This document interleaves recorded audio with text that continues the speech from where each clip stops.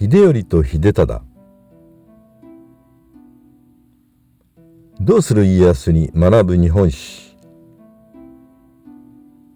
大阪の陣は二世対決のデスマッチだった。徳川秀忠が将軍に就任した後も、福島正則など豊臣秀頼に臣服する豊臣恩子の大名は多かった。そして2度の大阪の陣は秀頼と秀忠の二世同士のデスマッチだったのである。秀頼と秀忠のその後を詳しく見ていこう。徳川家康は関ヶ原の合戦で勝利すると、1603年慶長8年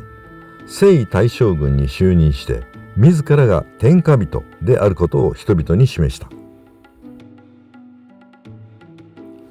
家康は2年後には将軍職を秀忠に譲り、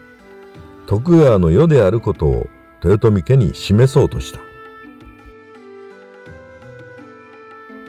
しかし内大臣に昇進した秀忠と同時に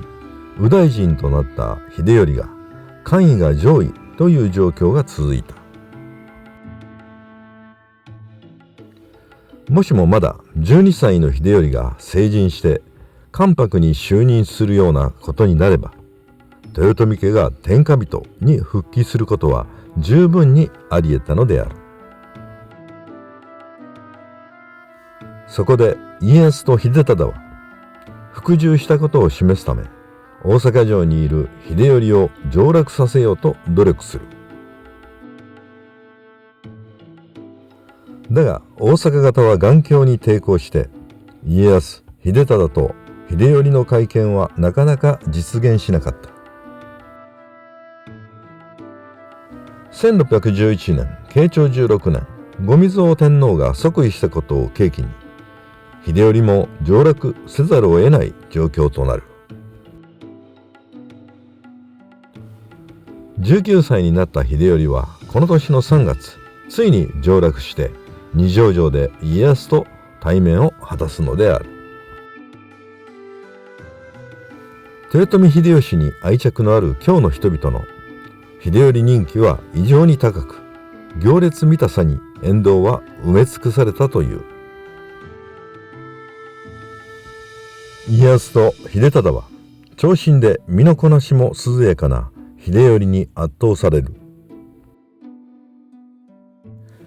特にこの時すでに征夷大将軍となって6年が過ぎていた32歳の秀忠は158センチと小柄なため、若く聡明で長身の秀頼に接して激しい嫉妬を感じたと考えられる。秀忠は家康が死に、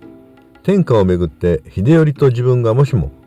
争うことになればとても勝てる自信はなかった。豊臣秀頼は英明で戦国武将としての資質にも恵まれていたが、皮肉にもそのために身を滅ぼすことになる。家康は秀頼との会見後、徳川家の安泰のために豊臣家を滅ぼす決意をしたと言われている。この伏見城の会見後、徳川家は豊臣家に多くの進物を送った。ところが豊臣家からは返礼の品が一切なかった。これは豊臣家が徳川家に対して片系という非礼を示し、従属していないという意思表示をしたのである。そこで秀頼を従属させるために徳川幕府が考え出したのが宝光寺証明事件であった。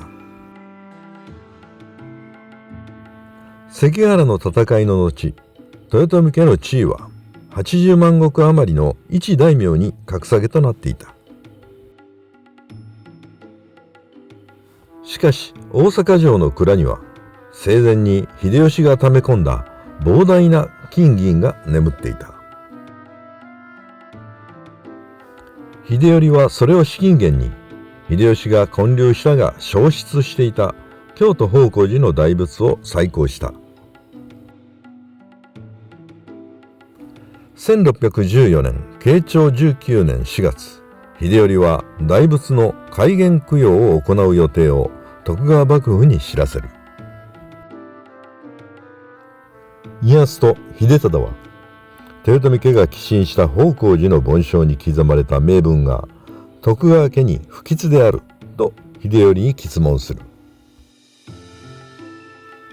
通説ではこの方広寺証明事件がきっかけで大阪の陣が起こったと言われてきた。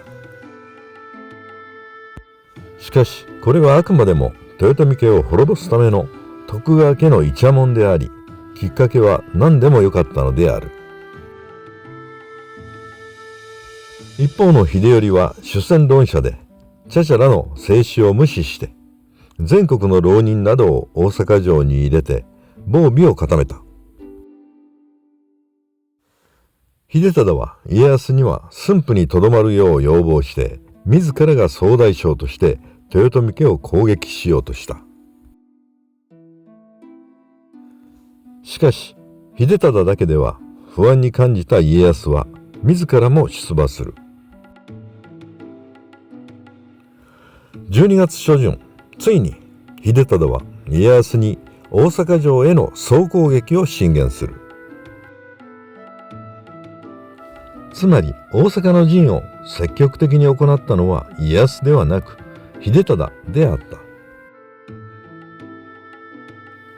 慶長19年から20年にかけて行われた2度の大阪の陣は、あくまでも秀頼と秀忠が中心に行われた。大阪冬の陣では徳川方20万人、豊臣方が9万人を動員し、日本の歴史上でも最大級の戦闘が行われた。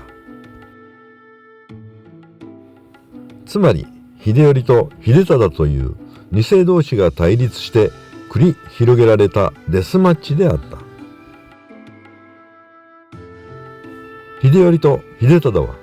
どちらかが消え去るまで戦わなければならないことを共に自覚していたのである。大阪冬の陣では真田信繁や後藤元次らの活躍で大阪城の堀を埋めることを条件に両者は和睦している。この和睦は家康の側室阿茶局と茶々の妹初の女性たちが中心となって結ばれた。従来はこの和睦で家康が騙して大阪城のすべての堀を埋め尽くしたと言われてきた。しかし茶々や初ら女性陣は二度と戦争が起こらないよう大阪城の堀をすべて埋めることに同意していた。ところが秀頼はあくまでも主戦論を唱え、大阪城の浪人たちを解放しなかった。そのために翌年には再び大阪夏の陣が繰り広げられる。